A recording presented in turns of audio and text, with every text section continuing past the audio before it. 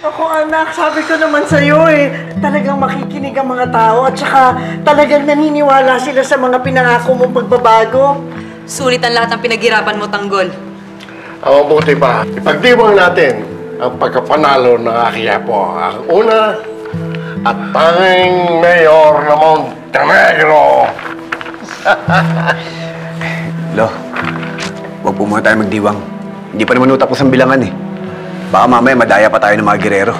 Sa laki ng lamang mo, imposible nang makahabol pa sila. Papa, Tanggol is right. Franco, bantayan mo ang pag-canvas ng butuhan. Timbrehan mo kaagad kami kung magkakaproblema. Sige naman, akong bahala. Oh! Ano ba inaantay natin? Sibugan na! Tinuban na! Congratulations, Mayor! Mayor Tanggol! Mayor Tanggol! Mayor Tanggol! Mayor Tanggol! Mayor Tanggol! Mayor Tanggol! Mayor Tanggol! Mayor Tanggol! Mayor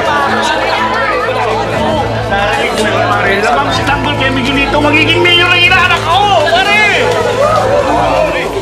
Umpisa pa lang ang bilangan, nagdidiwang ka na. Siya ang mayor ko! Siya ang mayor ko! Sige, magsaya kayo! Oo, Dodo! Pare, relax na. Mamaya mo muna sila magsaya, pare. Magsaya! Sige, magsaya kayo! Tingnan natin kung makapagsaya pa kayo kapag nagdurusa na kayo sa pamumuno ng demonyong yung si Tanggol. Kilala niyo yung likaw ng bitukan ng demonyong yon. Walang gagawing matino yun. Kapag kayo, lalo naghirap ang buhay nyo, wala kayong sisingkot ng mga sarili nyo dahil naglukluk kayo ng demonyo sa pwesto. Mga bobo! KJ mo naman, Mandragor. Nanalo na kasi Tanggol Ba't ano gusto mo? Pare, tama na, pare. Gusto mo? Pare, relax ka lang. Relax. Patuloy mo na sila. Hindi pwede manalo si Tanggol.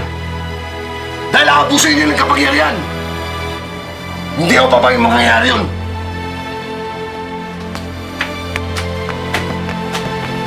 Basta ako, ang mayor ko, si Tanggol!